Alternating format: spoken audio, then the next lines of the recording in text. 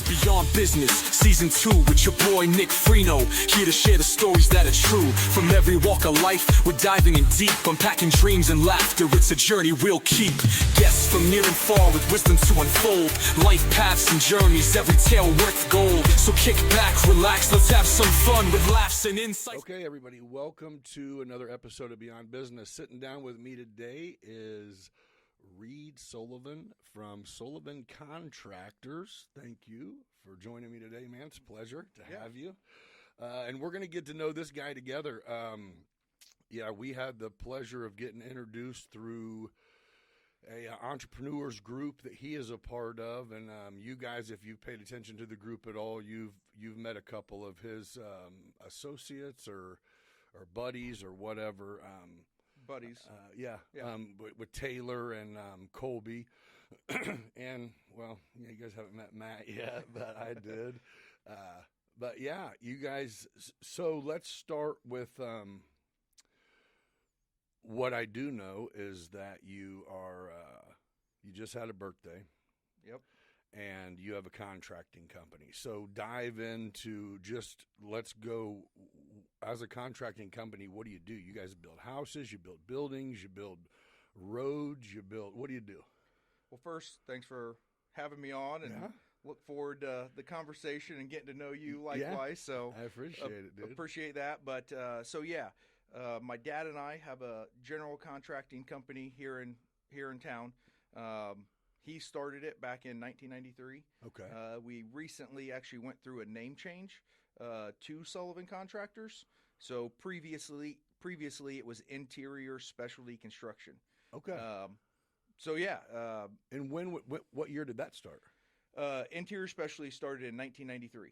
Okay. So my dad started that with a couple other guys in 93, and over the years they grew and expanded what they offered. It started off just as a little interior contracting company. They would do commercial remodels, so they would focus on certain aspects of an interior remodel.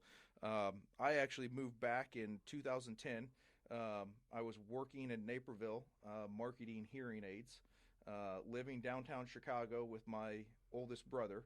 I got three brothers, so I was living with him, doing the reverse commute, and that actually got offered to me to buy that territory, that hearing aid. So hearing aids, a whole different market, whole different kind of thing, but they have territories, and you get to sell the hearing aid for that territory, and kind of got put on the table like, hey. It was sales. You were in sales. Yeah. I didn't sell the hearing aid, so I was marketing for multiple different stores. Gotcha. But I was based out of that office, helping out with some front desk stuff, the accounting up there, and just that was a startup store. Sure. So when that kind of got put on the table, it started the conversation with my dad as far as, hey, what's your thought on this? Do you have anybody I can talk to? Like, this is a 22 years old, opportunity to buy a business, looking for some older wisdom. Sure. And so he gave me his attorney's number, gave me, a couple other people to talk to. And about a week later, he just called me one night and was like, hey, you want to come back and work with me? And I was like, I thought you'd never ask. Oh, is that right? Yeah, well, I always wanted to. Right out of high school, I wanted to go be a carpenter, get into trades. My parents encouraged me to go to college, get a degree, and okay, let's back up. Yep. Where'd you go to? Are you from here? I am. Where'd you go to high school? Maroa Forsyth. Okay, so you get out of high school, and your dad is a contractor. He started his company, and you go to college where? Aurora University. Okay, so when you get out of, what'd you study? Business. Okay. Yep. You graduated? 3.5 years. Okay. So you get out, and that's when you get into the hearing aid business, and you stay up kind of that direction? Moved back here. Okay. Worked for the hearing aid company here. He bought the territory in Naperville. So he was expanding, and that's what took me back up there. Okay, so at this point, you're just trying to make some money. You had no anticipation of buying anything. You're just making some. You're 20-some years old. Yeah. Yep. Just trying to make ends meet. Okay. So, but before you ever went even to college, you had knew your way around a toolbox in Oh, the yeah. garage because you're pops, and Yep. that's what you guys did. Yep, I was the one of, like I said, I got 3 brothers, 2 older, 1 younger. I would say I was the one that always had an interest in building things. Are they involved now? Nope. No part of it. None of them. So one is works at Carl Hospital Okay. in the administration side. One is a veterinarian, and the other one is in sales. Okay. So So- they just went their own route. Yep. All right. I always say they're doing better than me too. I feel you know? you. I get it. I get it, man. I get it. Sometimes it has their days. Yep. I feel you, man. Well, that's good. So, I mean, sometimes it's great to work with family, but you do. So what's your take on that? You came back when your dad asked you, you didn't have to think twice and you came. Yep. A lot of people say, working with your family's hard. Your take on it is what? No, was wonderful your experience, or More times than not, yeah. yeah, For me, I am very grateful, blessed that I have a great relationship with my dad and my mom. So it is, we've seen more good days than bad days. Yeah. Are there days? Absolutely. But you're going to have that even if it wasn't family. You know what I mean? Now it has a different, I would say, take on it, family gatherings, we still got to get together. I remember there's been times I've told my wife, like, I'm not going to my parents tonight. You know what I mean? Like, she's like, yes, it's on the schedule, babe. Yep, we got dinner tonight. Yeah, put the face on. Exactly, but that is few and far between. So for me, that's been the better part of it, is being able to work with my dad and see him and do what he does, what he loves to do, and he's extremely good at what he does. Yeah. So I also am second generation. I worked with my dad for 10 years. What was that? We install lightning protection systems through. We're signatory members in the electrical union, so we're specialized tradesmen. Not much residential, mainly commercial and industrial work. The company was started almost 100 years ago now. We basically everything that University of Illinois erects, we put lightning protection on. Nice. In addition, we go everywhere. Yeah. A lot of state work in Springfield, all the state work in Springfield, all the hospitals. Mm-hmm. Matter of fact, today, that's what I was in there getting a bid together for. They're about to do a lot of work at St. Mary's, a lot of roof work. And so Bodine was on me for a bid for the lightning protection work there. But yeah, so we do that. And I would say we probably indirectly possibly have worked together then over the years. It's a good chance. So we always sub under the electrical contractor, which they sub under you. Bodine over the year, All Tech Electric, Bodine. So we are signatory to the Carpenters. Bam. So same. So I mean, we I are, get it. Yeah. Yep. Well, okay. Well, cool. But yeah, so I had the opportunity to where my dad and I were never partners in the business. I went from I worked for him to then I bought the company. But I think our gripe was there was just times where I'm like, dude, I'll go work somewhere else, And then really I was getting the best business education ever, which was experience to where when the day came to where I bought the company, nothing really changed other than I made more money. Yeah. You know what I mean? It was like there was no, now what? It's like, oh, yeah, you've been doing that shit. That's why I've been traveling, fool. Yeah. Oh, shit, that makes sense. But so I can relate, but I just know a lot of people who, it wouldn't. I hear it a lot, people, how can you do that? And I'm like, I put it on. I think my dad. It's because of my dad. Yeah. He was one that goes, and I'm not even saying I am, but there's certain things that he goes. You're smarter than me at this. You're better than me, and I don't need to be in control. Yep. You know what I mean? If this column makes way more sense when you're in charge of it, then do it. Do it. Duh. That's kind of the way how it kind of happened. There was, like I said, it was December 2010, moved back, got thrown into the field. I worked in the field for a full almost year, like 10 and a half months. And then he kind of came and he was like, here you go. Here's the office side.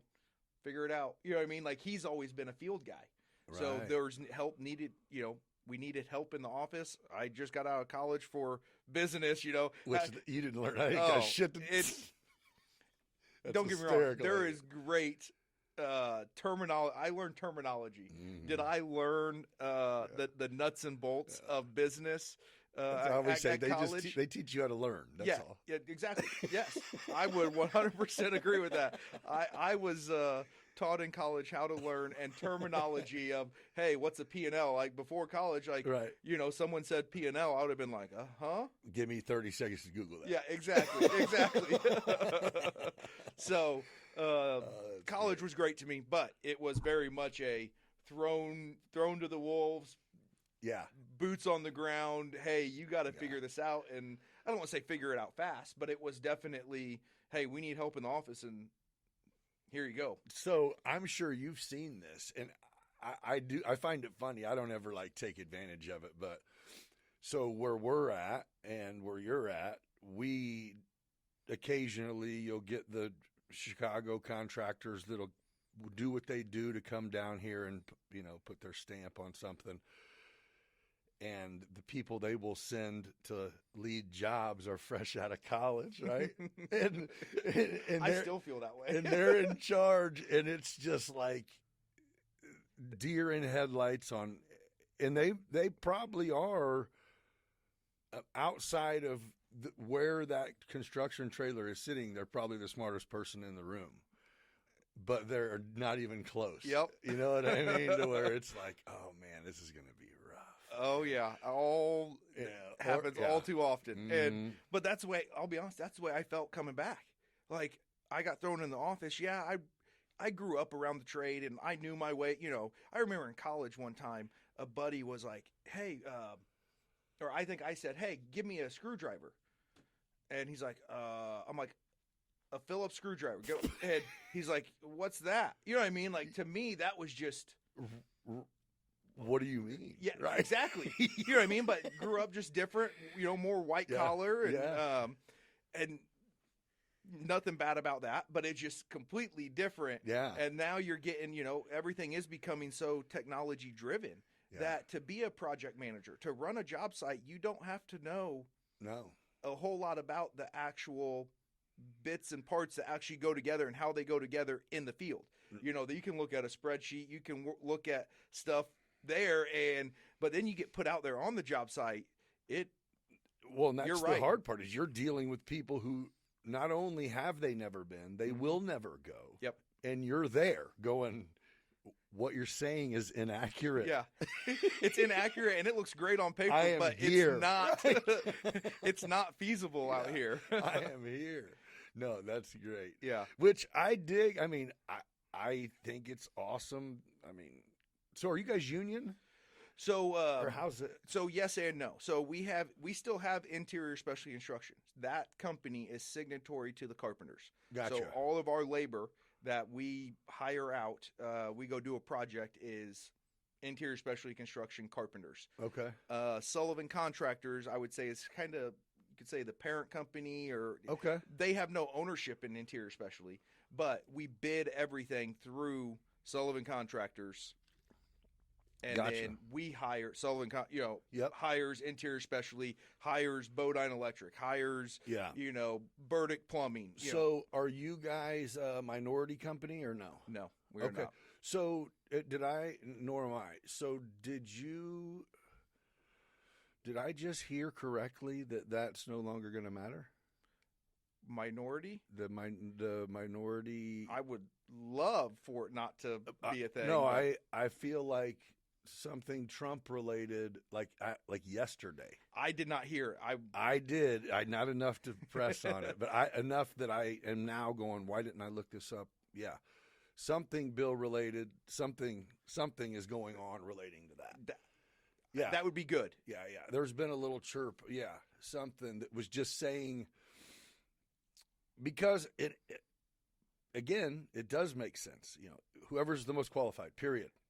I am very much there's no one successful today that gives two shits about what color you are if you're qualified. Nope. Not at all. Nope. Period. I always have taken the stance. Or gender. None of that shit. Gender, color. I want the most qualified person at a reasonable cost.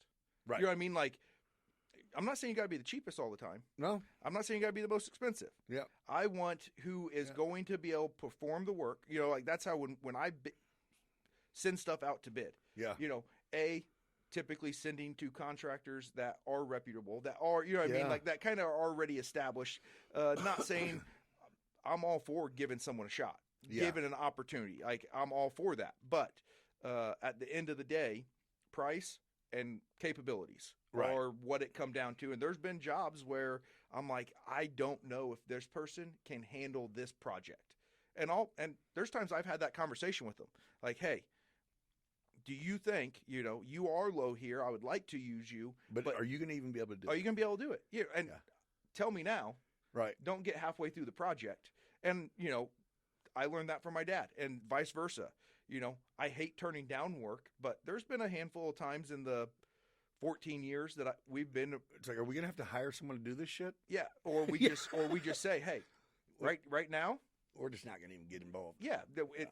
It's not the right fit for us. Yeah. We're too busy. You know what I mean? Yeah. Hey, appreciate the opportunity. Think about us on the next one. Right. And that goes further than getting the work and botching it. Throw it up high and you get it and go, I didn't have a plan for this. Exactly. Yeah. Exactly. Well, so I'll still get the phone call of, hey man, you're high by 10 grand or whatever. And it's like, give it to them. Yeah.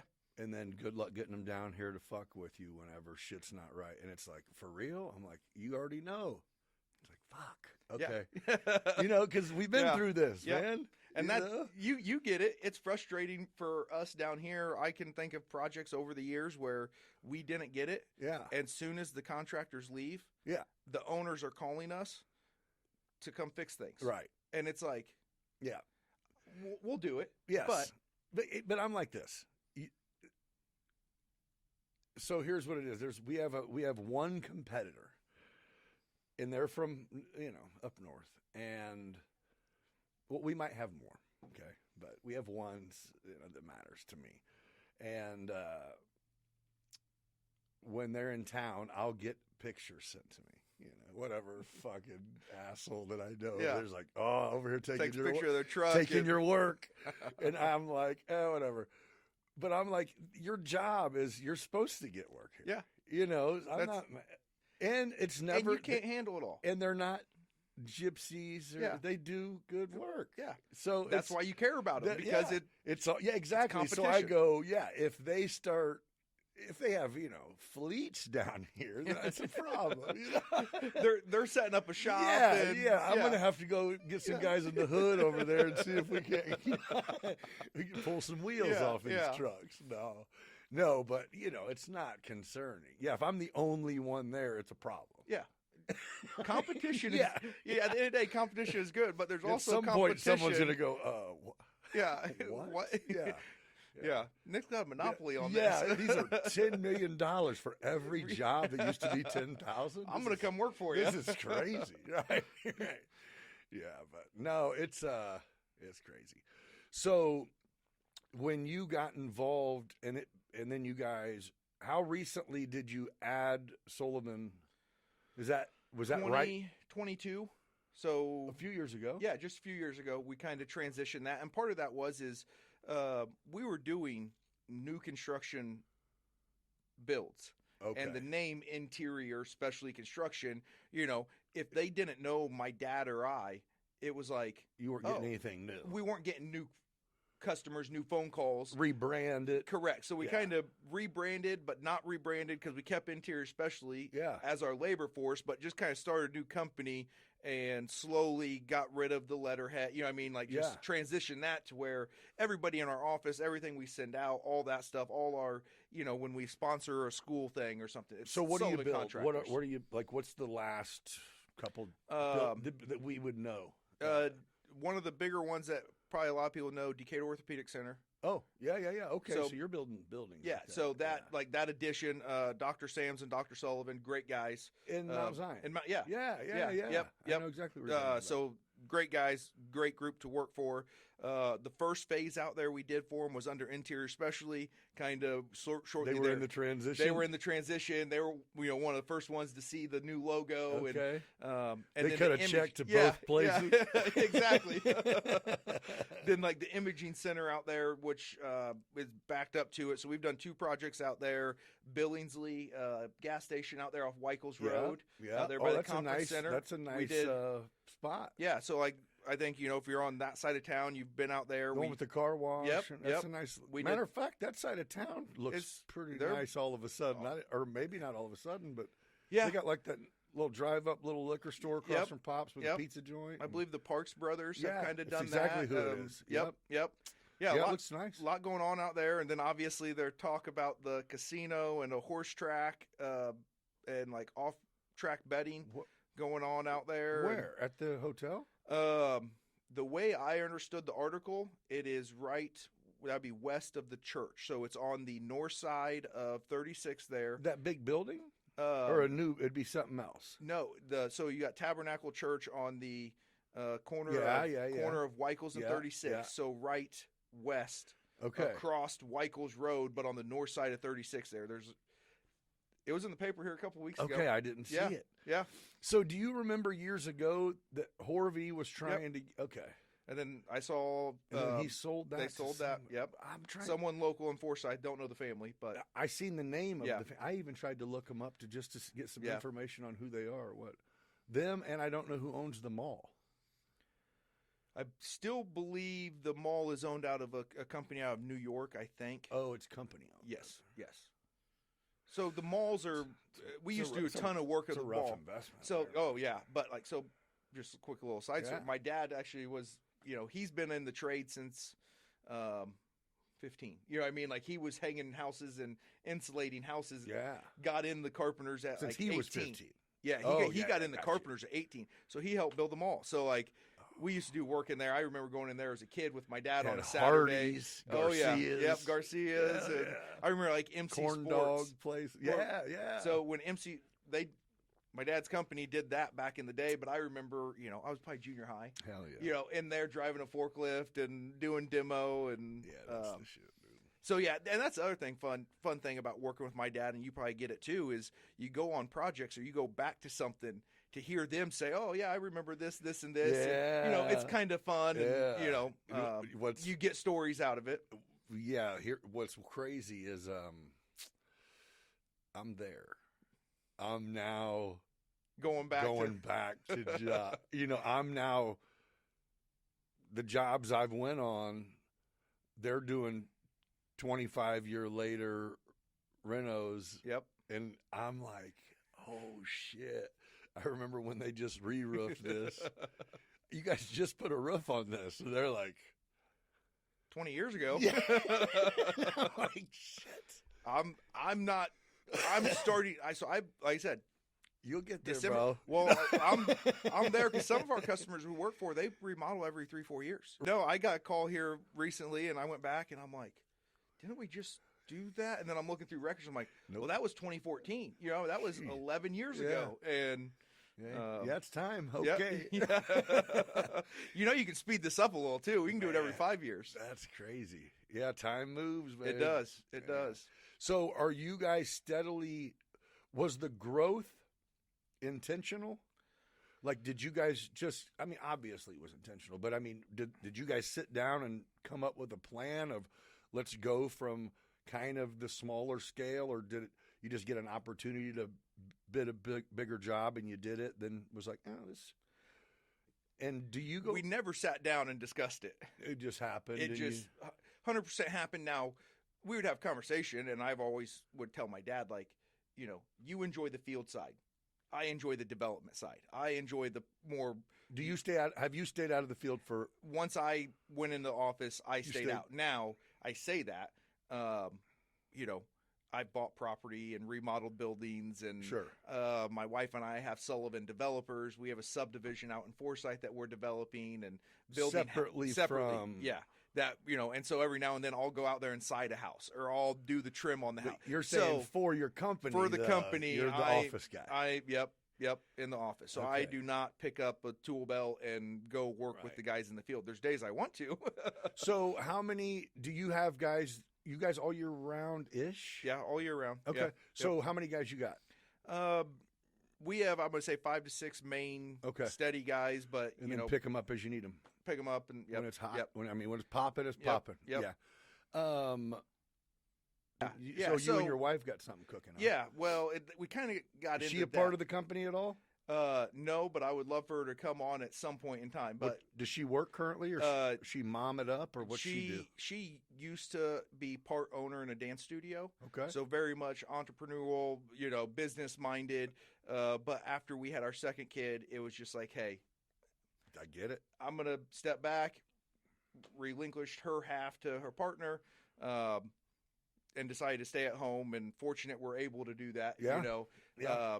But she's very involved in school and church, and she's busier than I am. For sure. But at some point, I'm like, hey, you ever want to come back to work? You can come work in the office. We got stuff.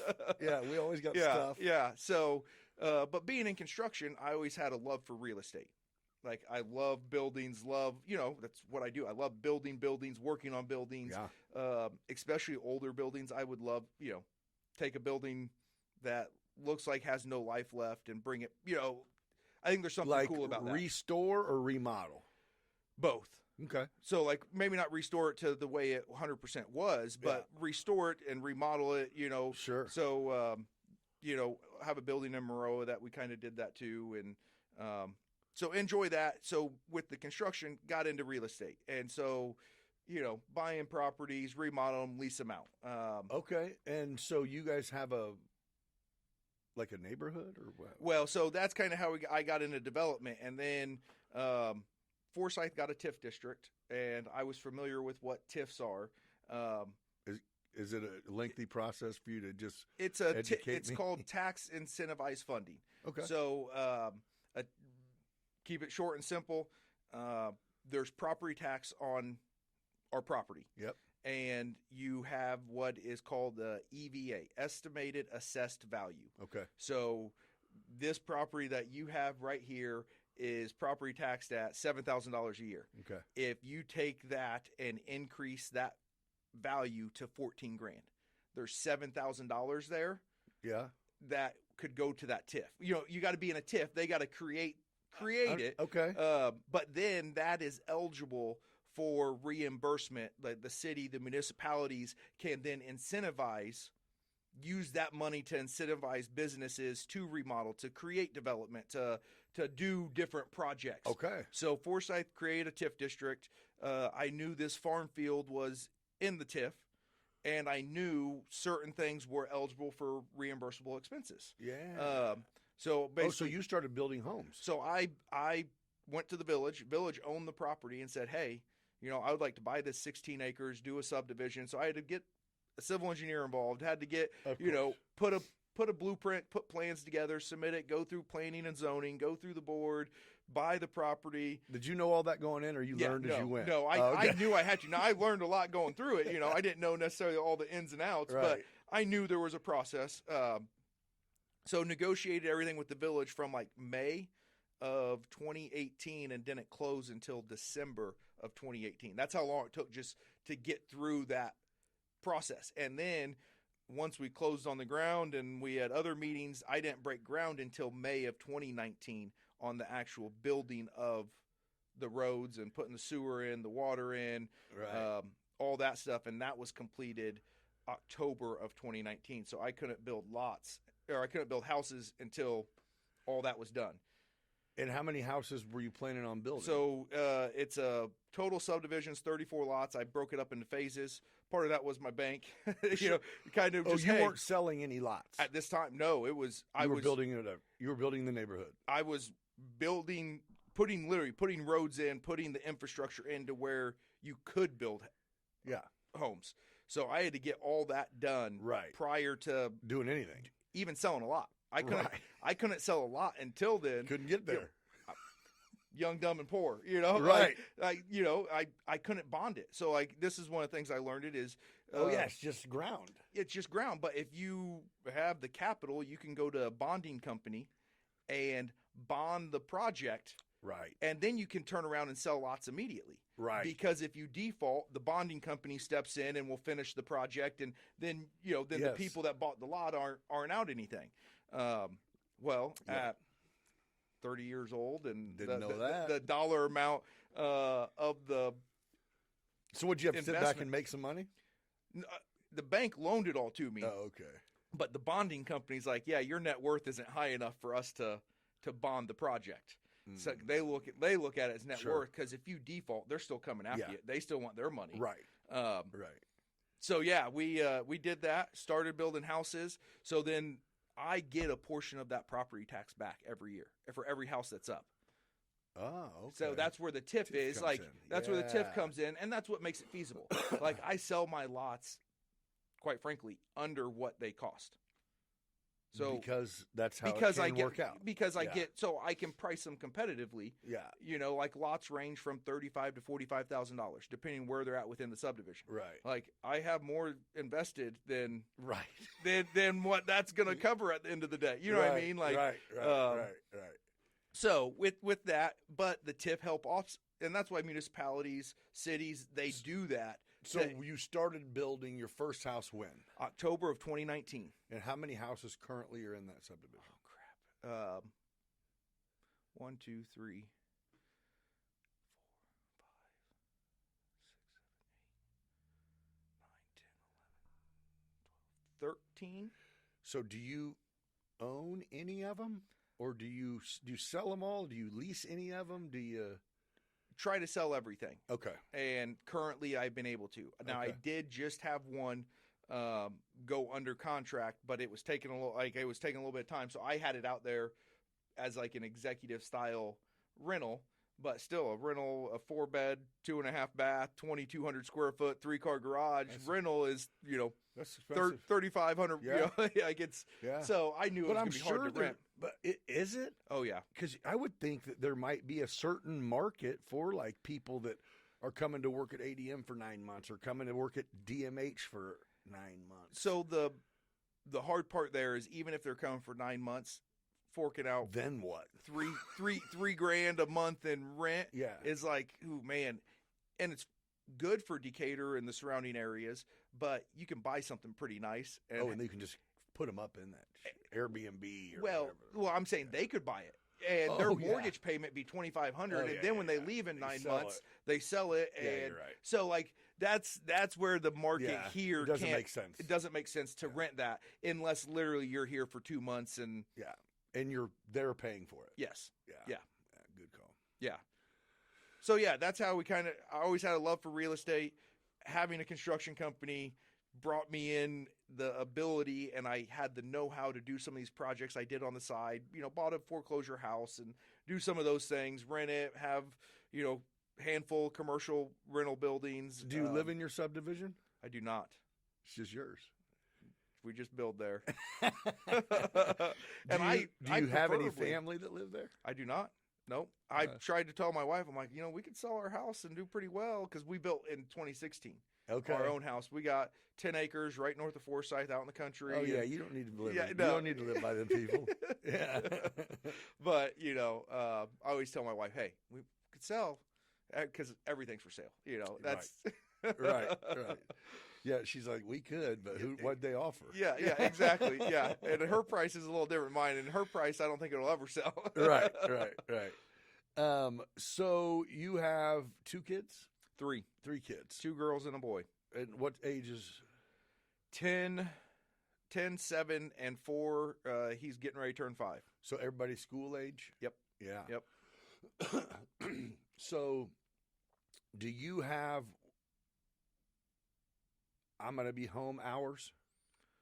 For the most part, I'm leaving the office between 4:30 and 5. Sometimes between 4:30 and 5:30, I'm always out of the office. And is your work that's not I mean, is all of your work taken care of at the office? I mean, related to what you have going on in every direction? Or I try to take care of it all there. There's yeah, there's time that laptop's yeah. in my hand at home, Yeah. and I go downstairs in the office in the basement, and You got the zone. and but try not to do that. You know what I mean? Right. Try You gotta to dad it up when you Yeah. have the Yeah. opportunity. Yep. Yeah. And you said you said your wife's involved in church, so you guys go to church. First Christian Church here in town. Okay. And I grew up my parents started attending there in early 90s, 93, 94. Yeah. And so kind of grew up in the church, and went off to college, kind of did, went to some churches up there with just friends and everything. But when I came back, that's kind of where I landed again. And she actually grew up Greek Orthodox. Oh, really? So coming from, the Greek Orthodox Church to First Christian was a This is little bit of a something shock. different? Yeah, a little different for her, Yeah. and vice versa when I went there once. It's but no, we settled on as a family attending there and enjoy that, and Right. everything they have going on too is great. So when you were young, you went to Maroa. Yep. Did you play any sports? Played football, and I saw your clip. You had Jostis on. Oh, Coach. I did. Yep, I yep. did. Yeah. So Jostis, I went to Macon. He graduated like when I would have graduated into high school. He graduated from high school. So Mhm. he was. He wasn't like a high school legend. yeah, He was just Jostis. yeah. And Heidi was still. Matter of fact, his wife. Yeah. She was the senior, and she was a hottie when I was a freshman. Yeah, she was. Yeah. Oh yeah, Heidi's awesome still. yeah. Yep. But yeah, Joseph's a good dude, built a hell of a program. So you played ball for him. Yep. So Uh, his first year, I think, was my older brother's senior year. Okay. So- that was a rough one, huh? 1-8, I'm pretty sure. Yeah, And I then they heard went about it. 4-5, and then 1-8, which was my other brother's. So I was fortunate enough. My junior year was the first year we made the deep run into the playoffs. Okay. So that's when. So did you play with the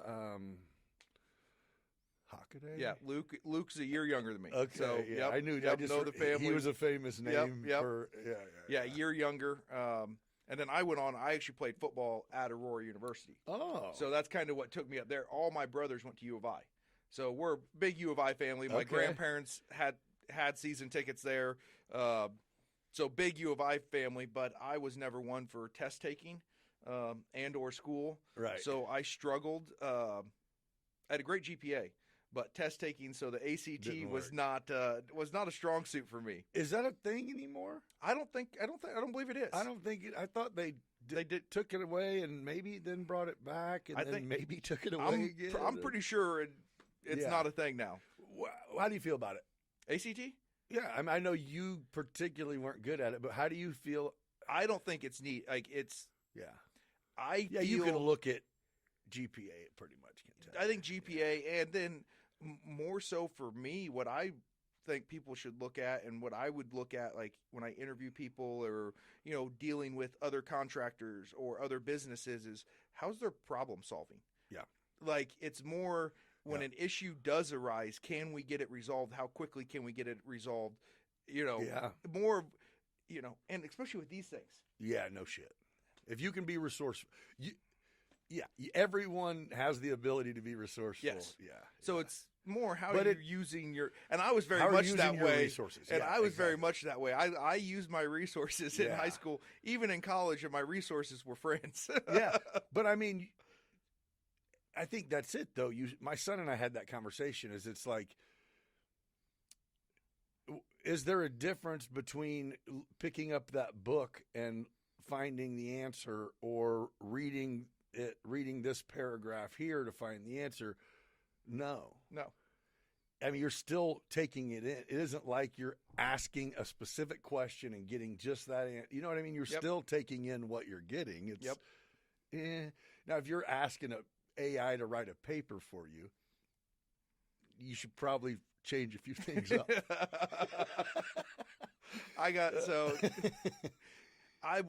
English, reading are not my strong suits. Okay. Like math, numbers, like that's the world I. So you can read in other languages? No. Yeah. My teachers also always get annoyed with my name being Reed. I would always, Like, huh? hey, Reed, and I'm like, why are you guys saying my name twice? Here. Yeah, exactly. But no, there was one time in school I had a paper and I wrote this, 7-page paper, and I was having a friend proofread it, and she was like, great ideas, great concept, but What the hell are you talking about? highlighted it all and deleted it. I was like, Go again. did you just do that? Like, you have no idea how long that took me to type, And she's like, no, just sit down, regurgitate it. I'll type it for you. Yeah, she's like, it looked like you just said, Yeah. I read that. And Yeah. it read like you said it. Yeah, exactly. Exactly. So, but I ended up, I think, if I remember, I could be wrong, but I think I got a better grade than she did. Yeah. Dude, you know what's crazy is I will, and this is a straight confession. I will, there's some email chains that I get on, there's some email chains that I get on that I'm addressing people that I don't really know, and I don't need to sound stupid, Oh, yeah. So I will tell an app what I am trying to say and have them polish it. And, Yep. and I'm like, yeah, it's exactly what I meant. See, I gave up on that because I've done that. And then when they do meet me, it's like, who's writing the email? Look, so mine is this. I send it, they reply, I get the reply in the truck, and I reply back, over with. Like, you got the one, man. That was it. Yeah, you got the one polished. Now you one get a up. talk to text, Yeah. and at the bottom it says for my phone. Yeah. And the talk to text never. Oh, shit, dude. Yep. Everybody that actually knows me is, by now, it's like, just bear with me. Mm-hmm. If you have to, I don't know what you were talking about. Well, read it again, man, or just forget it. Yeah. I had someone the other day. I sent a text, and it was my father-in-law. Yeah. My in-laws were watching the kids, and I had to go pick them up. But I met a few guys at B-Dubs after work, and we're waiting on our wings. It was taking forever, so I just sent him a quick little text. Didn't really pay my. And I typed BWW. Well, that changed it to who knows what, and he's like. I get there, and I'm like, man, I apologize. He's like, yeah, I saw your text, and I just didn't know what was going on. I'm like, sorry. Yeah. BBW, man. Yeah. That's great. But, yeah, Jostis, he came in. He was fun just because that dude's passionate, man. yeah, oh, yeah. You know what I mean? Yep. I think that's what's cool, too, is it's like, it's not fake. No, Like, and he's a great coach. Yeah, Like, he legitimately. He loves his job. and I think that comes through, to the players. And I think that's anything you do. If you're passionate about it, it comes through to your employees. It comes through to, if you're an employee, to the employer. You know what I mean? If you're passionate about something, it definitely comes through. And then, especially in his scenario, it bleeds over to the kids. And then you can see what that creates. And And just the similarities of how he, like, his mindset, it's so similar to like a strong business mindset. You know what I mean? Or a competitor. Who the hell was I talking to that said they only hire people? Enterprise, I know, does that because my Who are ex-athletes? Yeah, and I know Enterprise because my younger brother, so one of my older brothers actually was going to walk on at the football team at U of I, ended up being a cheerleader there. Okay. And he was like around with D. Brown Yeah. and Darren Williams. And he went yeah. to the Final Four game, the championship. Hell yeah. He was a part of all that, which was awesome. Augustine, yep. So he was, extremely athletic, can do the flips, still do all that stuff. Then my younger brother actually walked on at the U of I and was on the team for 4 years. And when he got out, he worked at Enterprise, and that's how I know Enterprise. That's their thing. That's kind of one of their main things is you have to have a athlete. Set competitive drive, dude. Well, competitive drive, but the work ethic, the doing what's right when no one's watching. Like you have to. Yes. Yeah. You have to do it to get the end result all Yep. the time. Yeah. It's good. And the people that say that's not fair, it's because they're lazy and you know what I mean? That's just tend to be. that's it. It's like Yeah. the ones who, I don't know.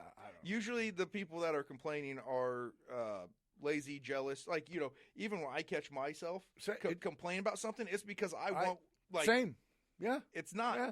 it's not that I'm mad. It's like, Yeah, man, I don't hate six packs. Yeah. Me neither. I but- just like six packs. Yeah, I feel you though. It Yeah. is like, man, hey. And I think sports teach a lot of good lessons, whether it's Oh, no football, doubt. whether it's basketball, baseball, volleyball, softball, you name it. There's a competitiveness that you learn. There's the team aspect, learning to work with others. Well, and I think that's what. There's been a couple people in here who have been coaches. Joseph is one of them, and I think the impact, like I think coaches in my life have impacted me more than anyone in like the business world at all. Whether that was good or maybe little league, whether it was good or bad, Yep. likewise. Yep. But yeah, there's probably a couple volunteer dads. by I don't junior remember. high, from junior high on, I Yeah, can say pretty much, to go, hey man, and most of them still, if I see, it's like, coach, exactly what up, same. babe? Yeah. Yep. Yeah, good and bad. And honestly, now I can look back and say, at the time, like, I learned more from that coach than I realized I did. Yeah. And I may have been a little shit at the No time. doubt. You know what I mean? Yeah. And didn't like him at Yeah. the time. But now I'm sitting here going, man, Yeah. like, we need more coaches like that Yeah. in today's world.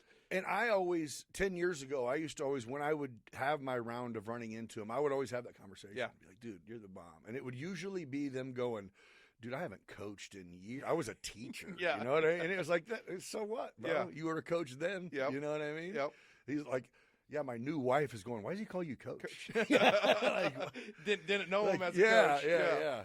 Good coach stories. I like it. Mhm. I coached for a while. My son has just got in high school, so he plays travel baseball, and we started a program here. I coached Forsyth Fire for some years with Jason Blunk. You know that name? Know the name, don't know him. And then started Midwest Rampage. And then, it gets to where,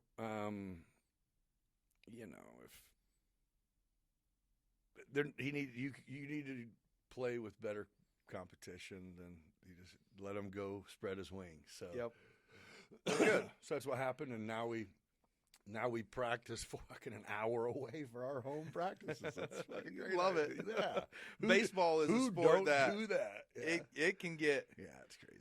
schedules But I tell you what is so cool, and a lot of people, they never want to see their kids grow up. But I don't.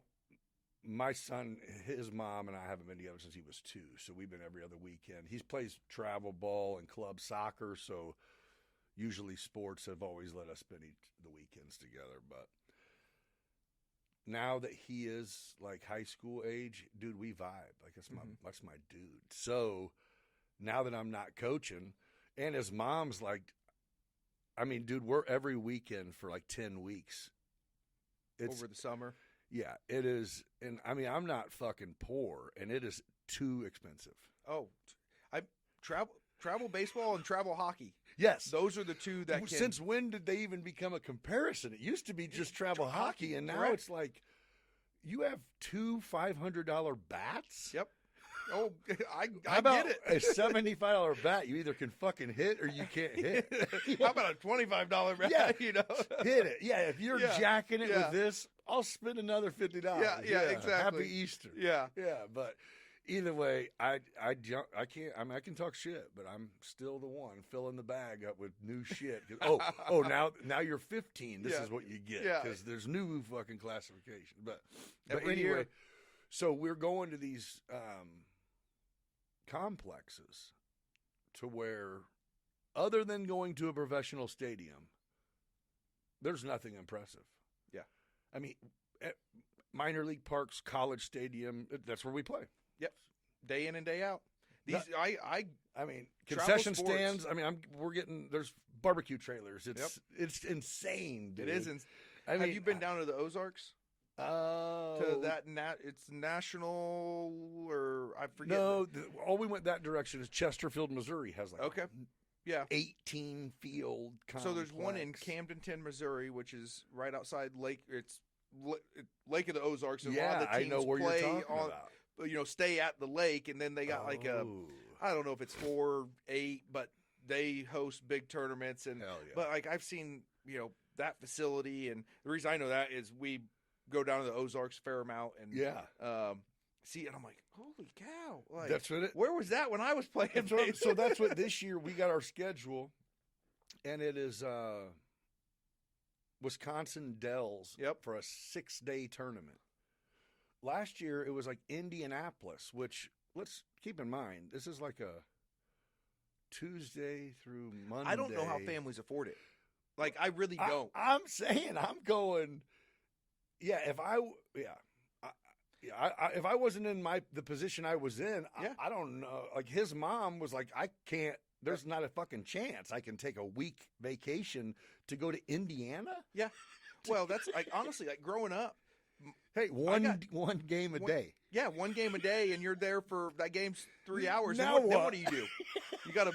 Hey, let's go do this, I guess, and go Dave and Buster's and spend another $200 on some arcades. Hey, there's a minor league game tomorrow in town. Oh, cool. That's a couple hundred. Let's go there. Yep. Yeah, that's exactly how it went. But no, with 3 brothers growing up, like we played a lot of the house league and house league hockey. We played youth league baseball. Played, it wasn't something we did a whole lot of travel sports. And twofold, the money, and I'm even now. It's like, dude, cheap back then compared to now. But then. With four of us running around, they just couldn't be at all the places at once. I don't think it was a thing like that. I feel like there's not even like Corey League isn't like a Corey League baseball or youth league. Yeah. It's not even a. They still have it, but it's it's just watered down now. It's really watered down now. It's like you got to play travel. Where back when I felt like growing up, the house league. Yeah, the Pintos and the Broncos and all that stuff. You could play in some decent tournaments. Like Mountain Zion had good teams, Forsyth, and all the local communities. And I tell you what, they have these turf complexes now that they actually have rec and single A divisions. So you can have a not good team and still not have to play in league. Yep. I don't know. I don't get it. But, I don't either. But it is. It's because the kids that aren't great still want to be on a travel team. Yep. Because it is cool. Well, it is. I mean, back to it, sports do so much for kids that them expensive, shitty, fucking 3-hour trips to Buffalo Wild Wings are the bomb. Yep. Packing it. Oh yeah. Everyone, shut up. Shut up. What do you want? Yeah. Order now. Water with lids. Everyone. Yeah. No, but those are where it's at. Dude. Yeah, it's fun times. But yeah, we're to the point now where, he's it's just fun. It's cool and had fun. Yeah, that's the other. Took the dogs and that's the other thing that's changed. Tremendous is Airbnb, VVRO. Pretty sweet. Like beats the hell out of any hotel in my eyes. I mean, for any length of time. Any length of time, and I set up an office in that bitch. Yeah, you can, and if you want, you can. Hey, get a 4-bedroom, 5-bedroom house and 2 families. People, and you know what I mean? Like, hey, your buddy can come stay too. Yep. Like that was my original plan, as it was kind of, and then, I'm one of them. Like, I'm going to bring it up once. Yep, and then because staying 5-6 days in one of these hotels that the team gets a block for, which is.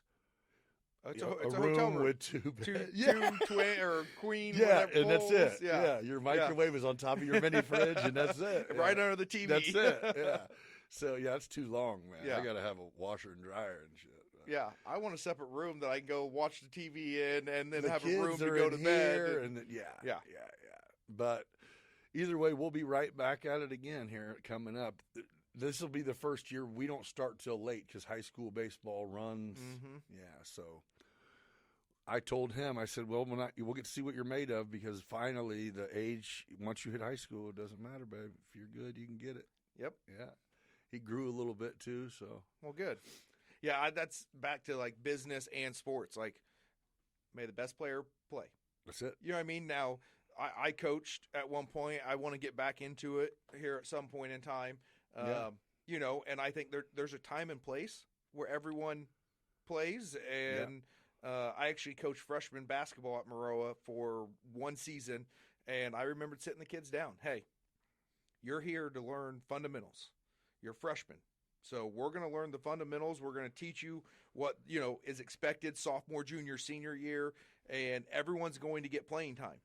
Now, with that said, if it's a close game, this is your team. This isn't me. You guys tell me if you want to win it, go after it for the win, or do you want everyone to get equal playing time? Right. Every time. Coach, we want to win. So I'm gonna move the chess pieces. Halfway through the third quarter, you know, Right. all right, hey, out, back, you know what I mean? Yeah. But I mean, Let's move the pieces. everyone, but that's what they wanted.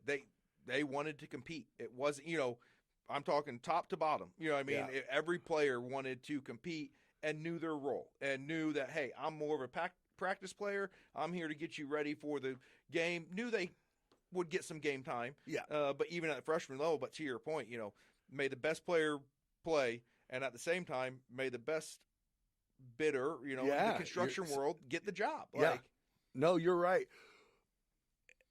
And there's room for, well, no, there's not room for everyone, because there are people who you're not going to play in a crunch situation. There's people in the trades game that it doesn't matter who you know that was successful. That doesn't make you like your dad having a successful company. Some people could look at you and go, must be nice, man. Mhm. You just got to, all you had to do is go to college, and you got to come home and just get a cush office job, and now you get to build houses probably with dad's money, and really the real life is like you. I wish you knew. I wish your story was correct. Yeah. I wish you knew all the back history and, you know, the 20-hour conversation that this would be, you know, explaining all that. It's like, it doesn't quite work like that. I get it, though. You know, I took a pay cut going into the office. You know what I mean? Like, right. So when you first started, was there timeline wise, give me the year again that you decided to come back and dive in with your dad? 2010, and I officially moved back in December. So the decision was made prior to that. Okay. But then, helped him transition up there in Naperville with the hearing aids. So you come back 2010, Yep. the end of 2010, you're not getting a check from anywhere up there anymore. You're back here making some money with dad. Yep. And I was a carpenter at that point too. okay, so how long did it take you, if it happened, before you, at least by yourself at some point, said, what the fuck am I doing? Or did you feel like you made, the whole time it was a great decision, you just had to work it out? Or was there definitely a time where you were like, oh man? No, I don't think there was ever a time I was like, oh man, this is the wrong decision. I don't think that never crossed my mind. It was maybe more of I didn't know just what I was getting into. More of just Too soon. oh crap, there's a lot here. And to your point of you buying it from your dad and having that switch, I remember trying to have that conversation at 26. So when I came back, I was 23 years old. Right. Shortly within a month of me being back, I turned 24. I remember 27 years old, 10 years, I'm 37 now, 10 years ago, hey dad, I think I want to buy the company. Right. And it was like, I don't know if, and honestly, that was probably more my mom. I don't know if you're ready. Right. And I'm sitting there going, I'm ready. Right. I can do this. Right. Now right. looking back, I'm kind of like, I don't know if I'm ready now. Right. Yeah. But, it's funny. It's that, but there's something to be said for being young and dumb. Oh. Oh, yeah. So I did just act like I took over and it was seamless. Really, it seemed like that. Yeah. And it was great. I mean, great. And then it was fucking terrible. Yep. The worse than I could have ever thought. Immediately after it was great. You know what I mean? It had nothing to do with, it was contracting. Yeah, just that. But I just mean also things, the ambitions, the drive, the young and dumb got nothing to lose because you don't have a Right. pot to piss in. You know what I mean? Yeah. Like I am definitely a risk taker. You know, Yeah. obviously with what I do and putting the money out there to do a subdivision, building spec houses, buying property, you know, remodeling stuff, contracting is so definitely more on the risk side of things. But 10 years ago versus me now, it's like, ooh, I don't know if I would do that again. I don't know if I would have bought that or. So, is your goal still to fill up that neighborhood? Yeah. Oh, yeah. Absolutely. Sell the lots, or you build and fill it up? And so this is kind of, you know, my goal from day one was just to sell lots. Oh. So like I had talked to Jeff Horvey and Uh-huh. I talked to Steve Senior, so Uh-huh. Steve Horvey Senior. Yeah. And I had an internship with them, so knew the family and kind of went to them just as mentors. Like, hey, got this idea. This is what I'm doing. And they're like, hey, I don't know how the housing market is, but hey, you know, here's kind of our, you know, advice. And I remember Jeff Horvey telling me, you know, we got out of building houses because the paint color's never right. Now, selling lots is a different story because no one ever complains about the color of the dirt. Right. And I was like, So when I was like, okay, I'm going to move forward with this, but I just want to sell lots. And so, I mean, it doesn't sound like terrible advice. yeah, no, it's great advice. Yeah. Until you get there and No one wants the dirt. no one wants the dirt unless there's a house on it. And I'm like, well, I guess I got to build a house.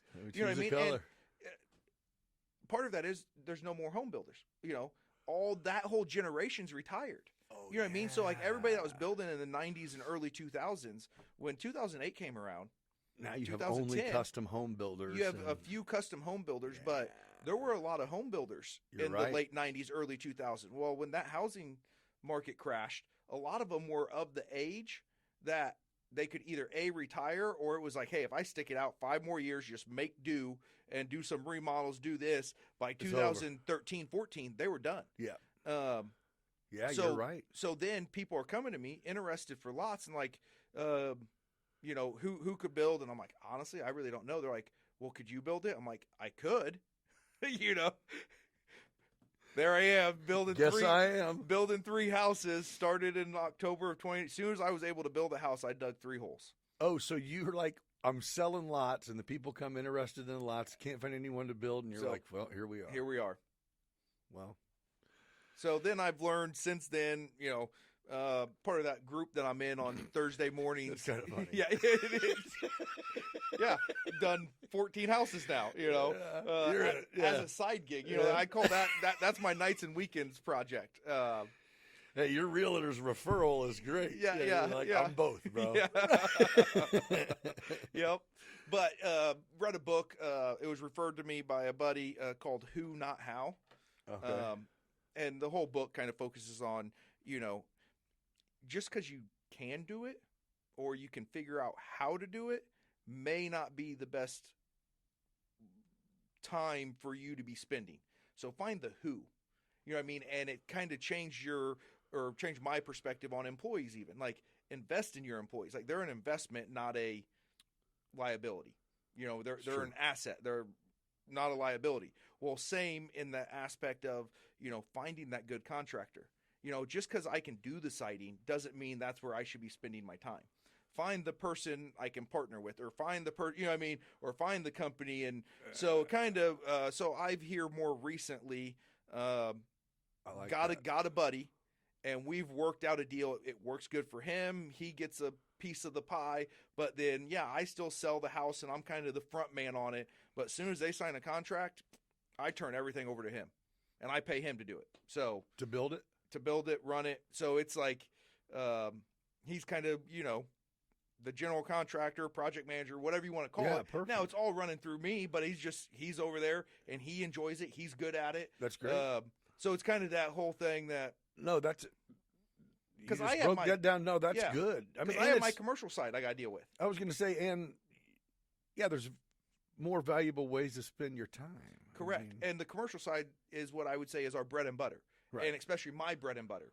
You know what I mean? Like, can I manage a construction of a house? Yeah, but I can manage a commercial building project over here that has our own guys on it, much larger in scale, needs a little bit more attention to, I don't say, houses need a lot of attention to detail, sometimes probably more than a commercial project. Right. But it wasn't smart on my time management, giving it the time that I was, and I was actually honestly probably doing a disservice to some of the people I was building for. Right. And so since then, Put someone who will do the job. Yep. Yeah. Yep. Yeah. Well, sometimes delegation is the key, man. Yeah. I had a guy tell me once, he goes, my goal is to do nothing. He goes, I want to be able to delegate to people that know what they're doing. Man. You know, from a management side of things, that's what he told me. I was like, how can I get there? That's what I'm saying. I think it might have been Taylor I was talking to. I said, I'm so far from the point where I can, like, it was Rodney. You know Rodney Walker? I know who he is, don't know him, but he has the Skywalker grill in the sports complex, he does he kind of turns that gym into like almost like a boys girls club type deal, and they do a lot of good things for the community there. But that's what we were talking about, how how long can you personally basically not work, if whether you took a vacation and decided to never come back, could you stay at your same level of wealth? And I'm like, I could do that. Like my wealth starts decreasing tomorrow, until it runs out and I have to come back. Yep. And it's like, that's not wealth. And it's like, oh man, then I don't know what the fuck I'm doing wrong. Right? I don't. So that's like one of my goals. Is I got a goal, certain age, I want to be able to walk away, and nothing changed. Nothing changed. Now I don't plan on doing it. No, but the team, bro. That's it, right? Yep. Having the perfect team in place to. Yeah. Yep. Yeah, that's good. That's good, man. I like it. You're a young dude to have. Would you say, other than your pops reaching out, is there anybody in your life that was like a driving force? I guess you were really young when you made the decision to come back here, but even if it's to take the construction company to the next level, or even once you were doing that, to go and decide. I mean, there's a big difference between running a contracting company and decide you're going to start developing property. And like, is there a person you can look at and think that? No one person. As far as like the construction company growing, honestly, we fell into it. It was Acorn Pharmaceutical when they were still around. Yeah, we fell into. We did all their work previously. Basically, we didn't build the huge addition, but there were remodel after remodel after remodel inside, like the filling line. Yeah. So we're talking dealing with the FDA and all that stuff. We did do the 30,000 square foot warehouse out there off Weichels Road, but there was a project there, and we did a lot of the work there. So we were invited to bid against two other contractors on a project. Well, we were awarded the first project. Well, it turned out really well, and it turned into 6 more right after it, and they were all large projects. Kind of, I would say, pushed us, elevated us, right? But it was a great atmosphere. I mean, they were great to work with. They were great it was a great partnership. And then that kind of opened my eyes to the more the general contracting, big work. And that was 2014, so that was a couple years in. And then as far as then, hey, I enjoy this. But then being friends with the Horvies and seeing what they did, always had an interest in that. I interned with them. Okay. And, they taught me a lot as well. So kind of seeing what they had done and this, that, and the other is like, hey, I want to go to the next step and try this subdivision. Let's go see if a bank will loan me the money. That's one of the smartest things you can do, is go talk to the people who are already doing it. And most of them, they receptive, very receptive, and no different. Have you had anyone come and pick your brain about whatever? Well, the CEO program. Are you familiar with the CEO program? I am. So I was a mentor for a few years, and still in contact with one of the kids, and he actually texted me happy birthday last week. Okay. And, is he out of high school and yes, what? Yep. Out of high school and doing his own thing, and but there's still one or two of them that when they run into me or they've reached out, hey, got a question for you, and absolutely, come on in. I dig it. Hey, I dig it. This is what I would do if you want to. Yeah. If you want to be a general contractor, here you go. I'll give you all the advice. Yeah. I can. Yeah, you got to love that because, I think that there are, which some people disagree with this, but I think there's a lot of people that, have like an entrepreneurial spirit, but they're good people, so they're going to take care of their family, and they got a job that their father-in-law got them, and they have to make that. They can't take a risk because they need their insurance, and they, so they're kind of just stuck and fucked, and that's it. I mean, so it is like, man, if you feel it and you're young, do it. Dude. And do it while you're like, you can do it anytime, but doing it when you're young is so much. Yeah, where you're supposed to do dumb shit. And not even dumb. It's just if you fall flat on your face, that's not dumb. It's just right.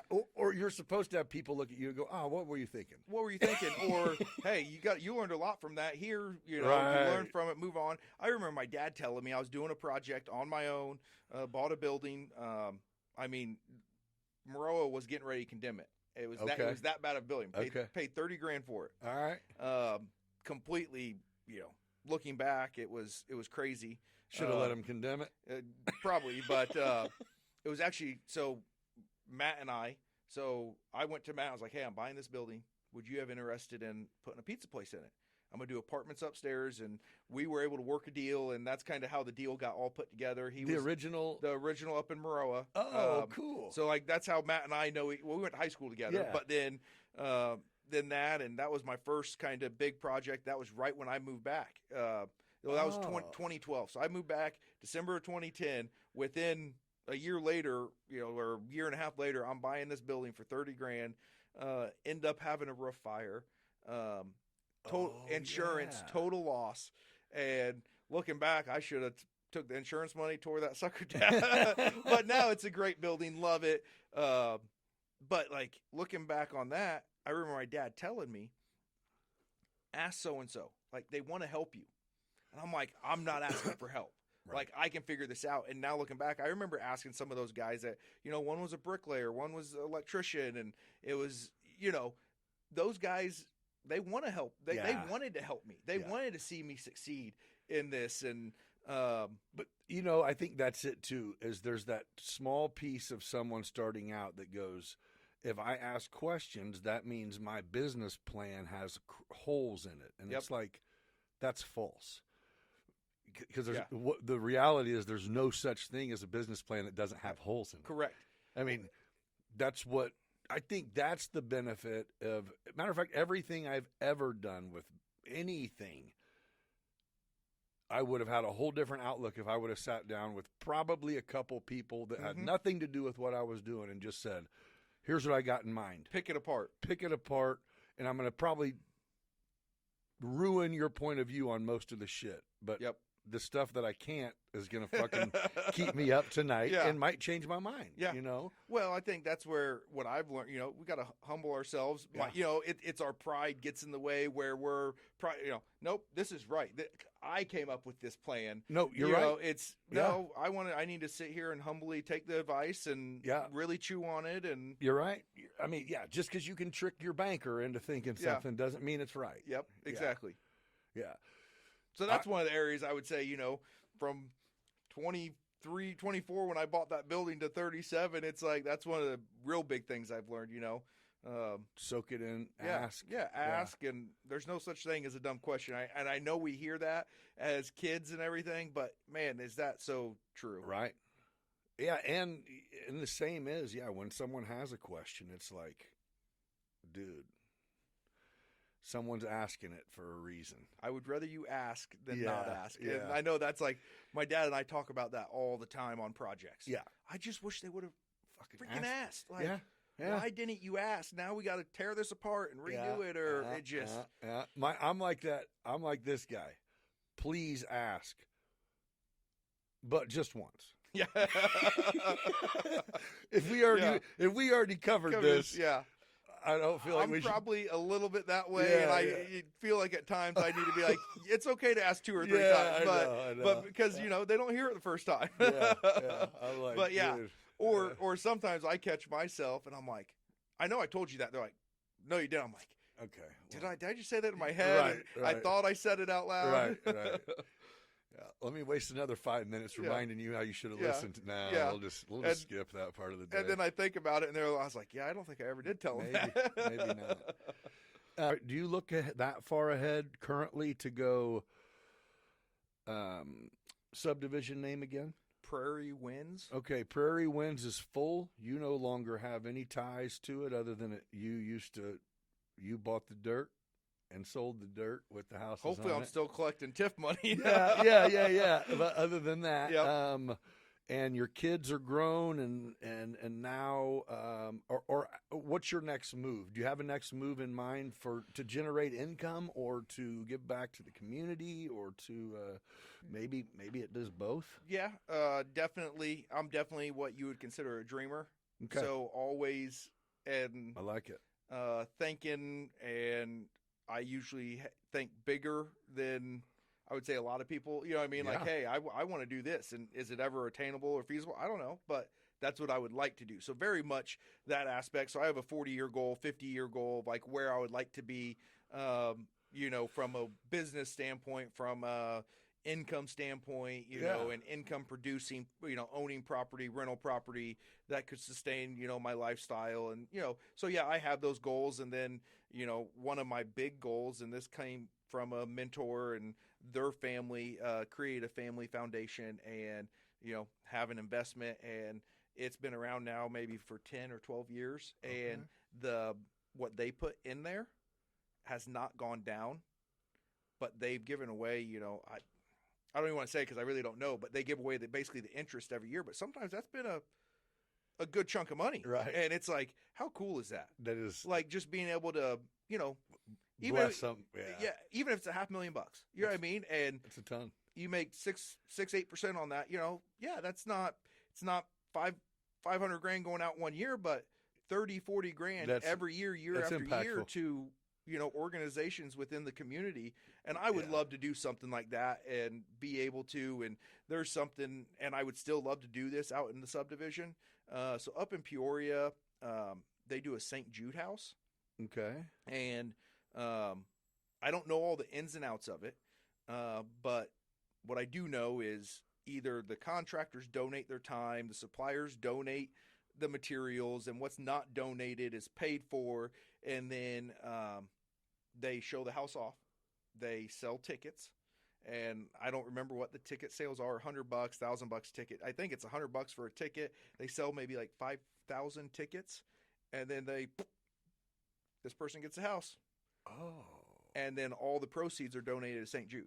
So like I would love that to is be able to cool. do something like that for the community. And not necessarily you can't donate to St. Jude, but could we get a group It's of just people? community interaction. Yeah, just community interaction, but could we get a thing together where, I could, I've dreamed it. Hey, could I get the materials donated? Could I get Right. the contractors to come out and wire the house, labor for free if so-and-so electrical supply house Right.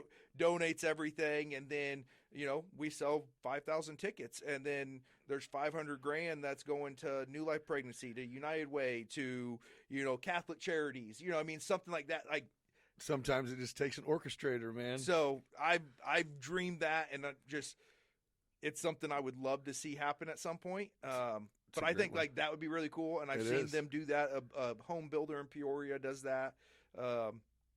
So yeah, That's cool. That's cool. definitely a dreamer in that aspect. Yeah, that's neat too. And that makes, that's like exciting. Yeah. You know what I mean? That makes it. So that's kind of one of those things. I think next step, when I get to that next step, maybe income wise and financially stable, and you know what I mean, like Right. still in that growth mode, still in you're.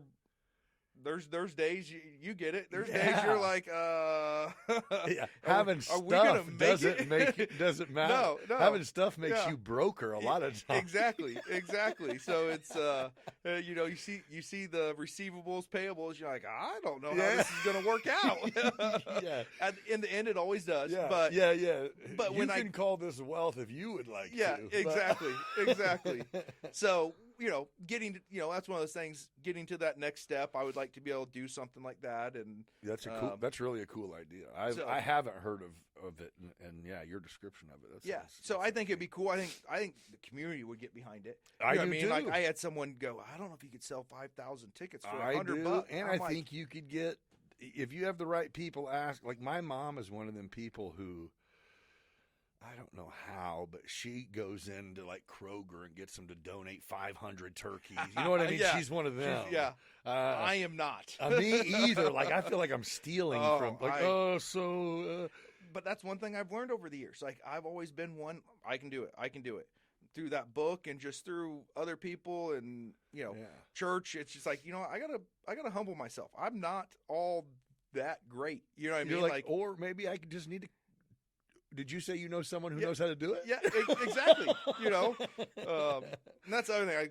I learned that from my dad, and he always is like, look, this is a team aspect. Like, for sure, we're not the ones building the building, and that's what I tell everyone. Like, yeah, our name may be the general contractor, or we might be the face of it, but it's not. Yeah. It's not me. We have a great team in our office. We have a great group of guys. We work with great subcontractors. The masterminds, though, man. Yeah. Yeah, that's really cool. I mean, I think that anybody in any trade always thinks that would be the coolest job ever, is to be the one in charge of everything. It would also be the most stressful. But yeah, that's neat. Yeah. Yeah, you guys have done some impressive stuff.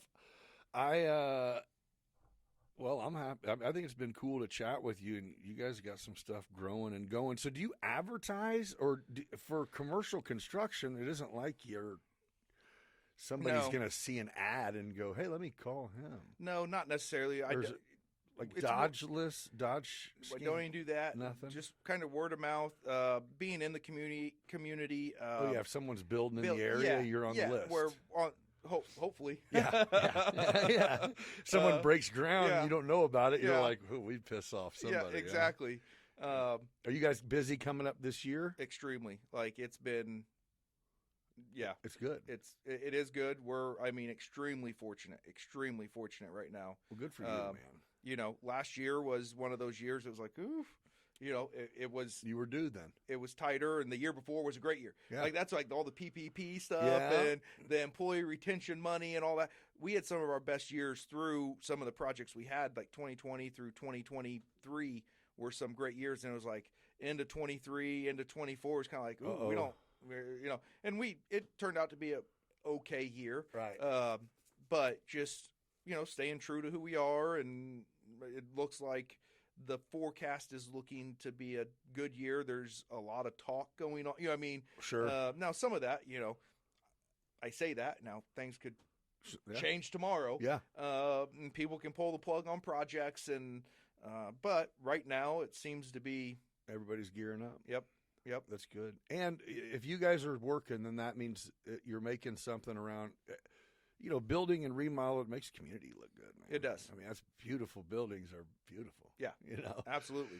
So one thing I want to touch on before we get out of here is your buddies that I've had in here. You guys are in this masterminds group. Yep. What is your takeaway on, I guess the benefit of having a group of, it's not a peer group. It's just a, whatever you call it, I guess. I call it a business group. Yeah. Like a business call. I mean, guys that are kind of like-minded, but what is your takeaway or benefit or So, why do you take the time out of your schedule to do it? Bright and early in the morning before anyone else is up. Yeah, why do you do that? Yeah. I see a ton of value in it, in the aspect of it's a group of guys that if I have something going on, I can call, I can reach out to, hey, can you what's your opinion on this? What's your take on this? That are in the same mindset. Also, if you have an employee problem, if you have, hey, this situation's going on, how would you handle it? You know what I mean? Just it's a sounding board in that aspect, but then also, we're all a lot alike. We're driven. We set goals. Someone, it's a group, keep us accountable. Like, hey, how's your 2025 goals going? Hey, how are you doing on this? Or, our most recent call, we were talking about, okay, hey, in 2025, what are some of your hurdles you're going to try to, get over, or what are some things you struggle with that you're going to. Oh, so you guys make yourself create these lists. Oh, yeah. And then be accountable for them. Yeah. And so then it's like, we talked about, how do you create a company culture that's like this? And, and then it's just a roundtable discussion. Yeah. And, hey, I've done this. It's worked really well. Or I've done this. And, hey, don't do this. This was a complete failure. So it's that type of conversation. It's not like there's one person in there, teaching or leading. It's very much a, hey, what do you want open the topics discussion. Open discussions.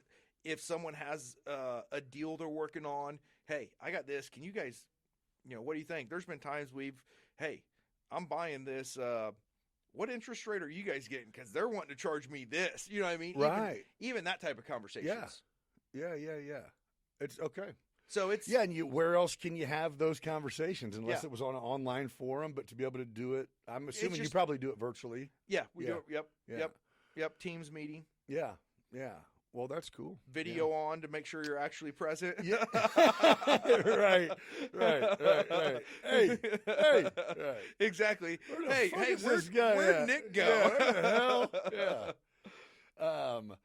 So actually, Taylor and I have been in a conversation, and we are going to. It sounds like this is going to go. He kind of reached out and said, "Hey, man," because I have got quite a bit of feedback, and I think so has he, off of me bringing up your guys' group.